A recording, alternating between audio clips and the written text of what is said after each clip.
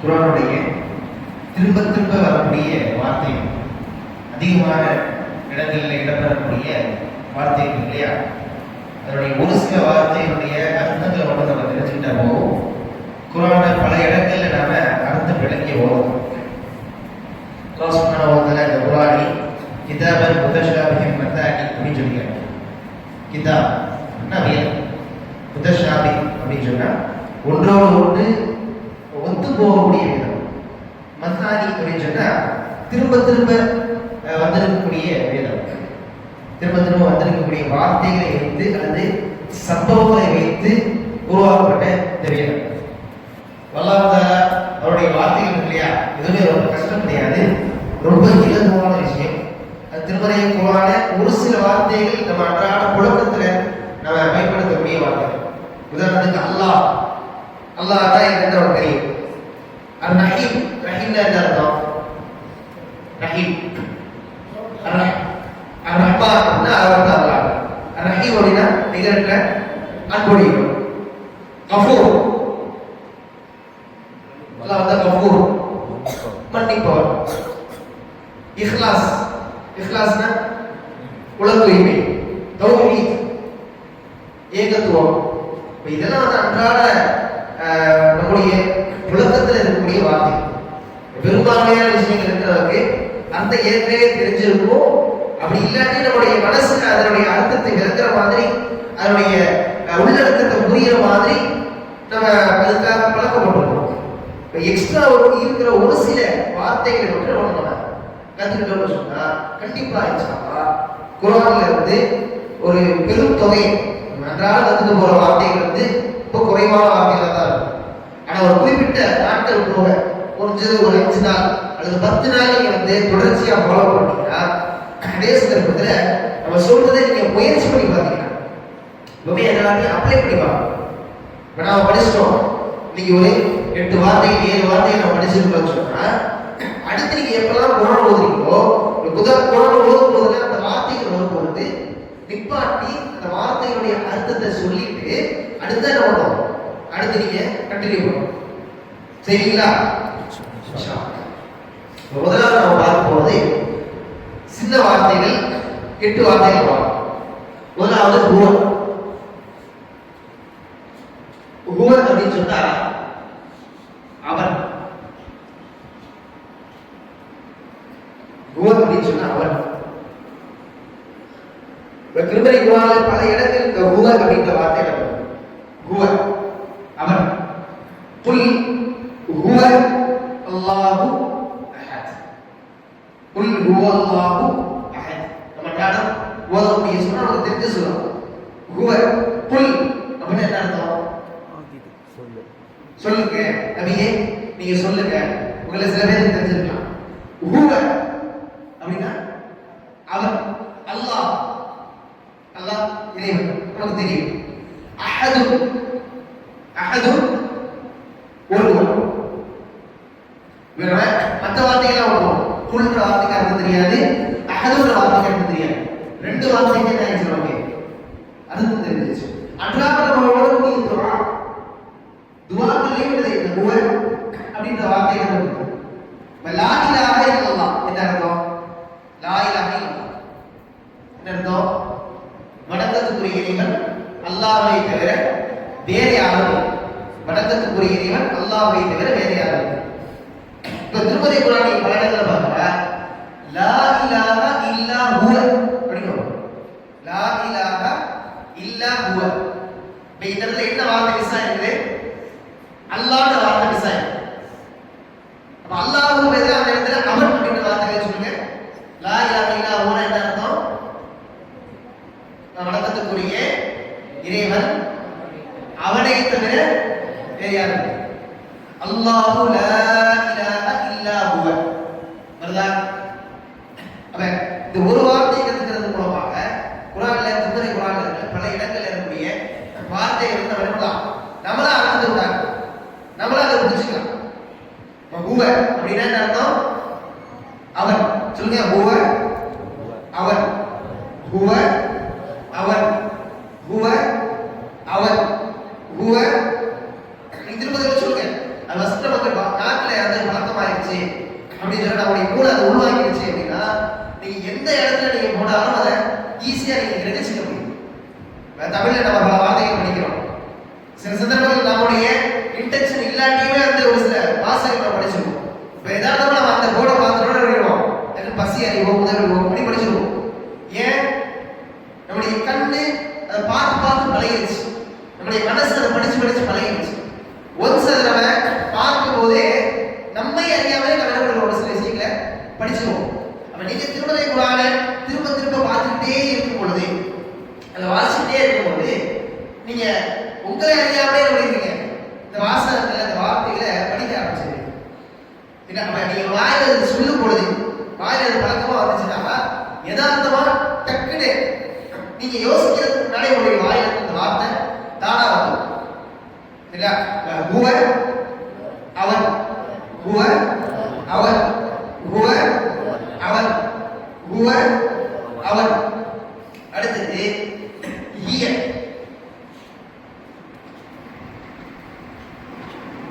அவன் அவன். ஹிய அப்படின்னா அவன்.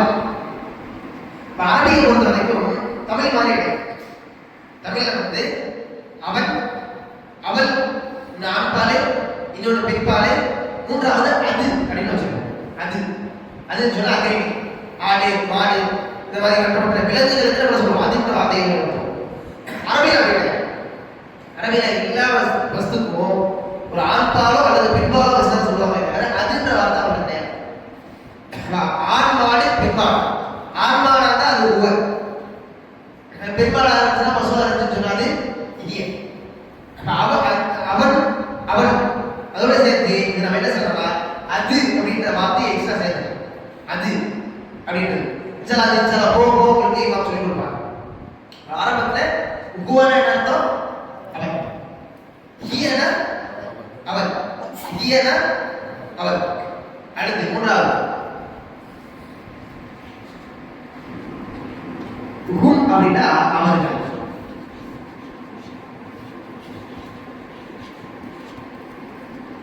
ஹும் ஹும் அப்படின்னா அவர்கள். உலாயிக ஹும், உலாயிக ஹுமுல் முஃப்லிஹூன், அவர்கள்தான் வெற்றியாளர்கள். உலாயிக ஹுமுல் முஃப்லிஹூன்.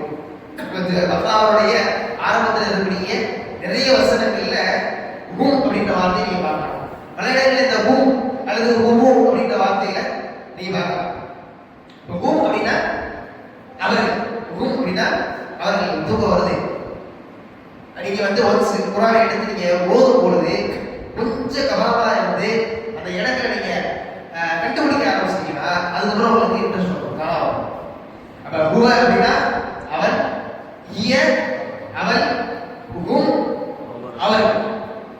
ஹுவ அவன், ஹிய அவள், ஹும் அவள். அடுத்து அந்த,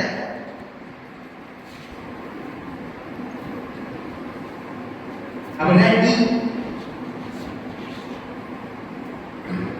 அந்த அப்படின்னா நீ. இன்னக அந்த கஃபூருர் ரஹீம், இன்னக அன்தல் ஃபக்ஃபிர் லீ ஃபஇன்னஹு லா யக்ஃபிரு துனூப இல்லா அன்த. இதெல்லாம் நம்ம அன்றாட ஓதக்கூடிய துஆக்கள் வரும், காலைவாலை ஓதக்கூடிய துஆக்கள் வரும். இன்னக அன்தல் கஃபூருர் ரஹீம். இன்னக வந்து படிக்க. அந்த அப்படின்னா நீ. கஃபூர், கஃபூர்னா பாவங்களை மன்னிக்கக்கூடியது. ரஹீம், ரஹீமுடைய அர்த்தம் நிகரற்ற முடியும். அந்த வார்த்தைக்கான அர்த்தம் தெரிஞ்சிருச்சு, ரஹீமுக்கான வார்த்தைக்கான அர்த்தம் தெரிஞ்சிருச்சு. இப்ப நம்முடைய கூட என்ன வேலை செய்யணும்னா அந்த நீ நிகரற்ற முடியும். அப்ப இங்க அல்லாஹ் வந்து பேசுது பிளஸ் அல்லாஹ்வுடைய ரஹ்மத், அல்லாஹ்வுடைய இரக்கத்தை பத்தி, அல்லாஹ்வுடைய அன்பை பத்தி இந்த வசனம் பேசுது. புரிஞ்சுக்கணும். அடுத்து அல்லாஹ் அப்படின்ற வார்த்தை வருது. அப்ப அல்லாஹ்வை பத்தி பேசுறாங்க. அவன் அந்த அல்லாஹ்வை பத்தி இந்த வசனத்துல பேசப்படுது. அல்லாஹ்வுடைய பெயர் பண்புகள் ஏதாவது வந்துன்னு சொன்னா அல்லாஹ்வை பற்றி, அல்லாஹ்வுடைய பண்புகளை பற்றி இந்த வசனத்துல பேசப்படுது. சிம்பிளா ஒரு சில நொடிகள் நம்ம உட்கார்ந்து அதை சிந்திச்சு பார்த்தோம்னு சொன்னா அதை நாம கொடுத்துக்கலாம். அந்த அடுத்தது அன்தும்.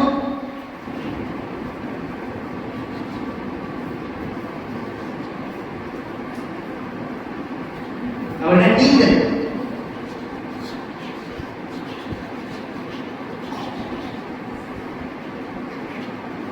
அன்தும் அப்படின்னா நீங்கள். ஹுவ அப்படின்னா அவன், ஹிய அவள், ஹும் அவர்கள், அந்த நீ, அன்தும் நீங்கள்.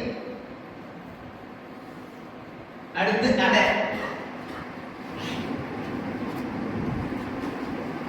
நான். அன அப்படின்னா நான்.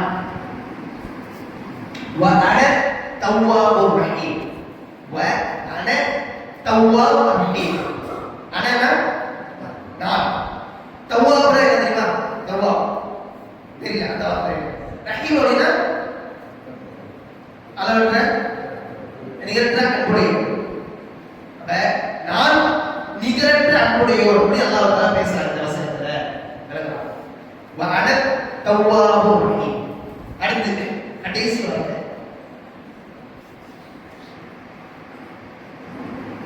நஹ்னு நாங்கள் அல்லது நாம் சொல்லுவோம். நாம். நஹ்னு அப்படின்னா நாம்.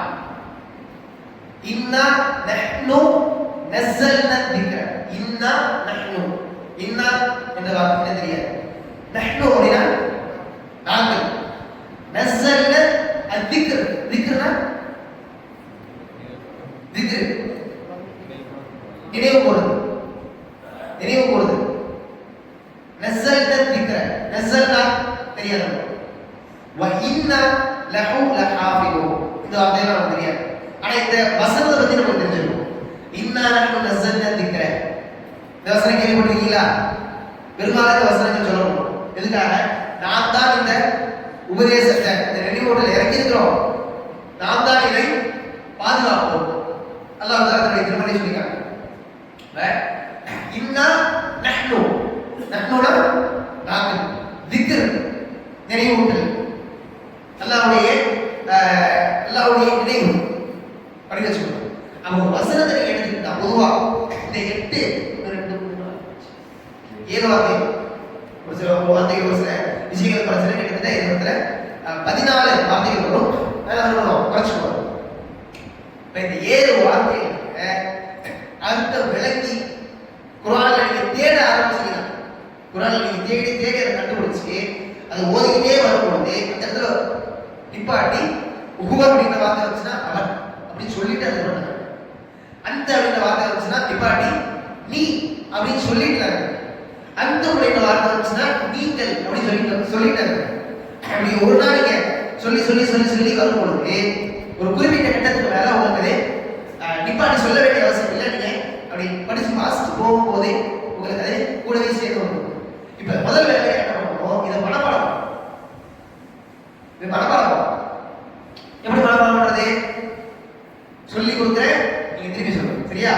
ஹுவ அவர், ஹிய அவள், ஹும் அவர்கள், அந்த நீ, அன்தும் நீங்கள், அன நான், நஹ்னு நாம். கையில ஆக்ஷன் பண்ணி நம்ம சொல்லணும்னு வச்சுக்கோங்க, இன்னும் கொஞ்சம் அதிகமா அது மனசு நிற்கும். எப்படி? ஹுவ அவர், ஹிய அவர், ஹும் அவர்கள், அந்த நீ, அன்தும் நீங்கள், அன நான், நஹ்னு நான். ஒரு ஆளா இருக்கும் பொழுது ஒருவர்கள் கேட்கும். பல பேரை குறிக்கிற மாதிரி இருந்துச்சுன்னா 5 பேரை கேட்கும். ஹுவ அவர், ஹிய அவர், ஹும் அவர்கள், அந்த நீ, அன்தும் நீங்கள், அன நான், நஹ்னு நான். சொல்லுவா? ஹுவ அவன், ஹிய ஹிய அவள், ஹும் அவர்கள், அந்த நீ, அந்தும் நீங்கள், அன நான், நஹ்னு நாம், ஹுவ அவன், ஹிய அவள், ஹும் அவர்கள், அந்த நீ, அந்தும் நீங்கள், அன நான், நஹ்னு நாம். அழிஞ்சிருவோமா?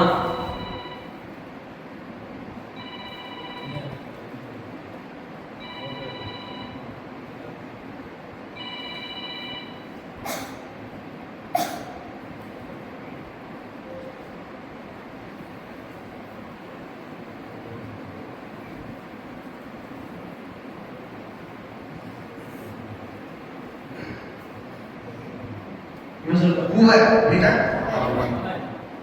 அந்த அப்படின்னா அந்த நீ, அன நஹ்னு ஹும் அவர்கள்,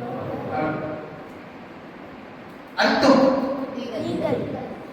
ஹிய அவர்கள், ஹுவ அவர்கள்.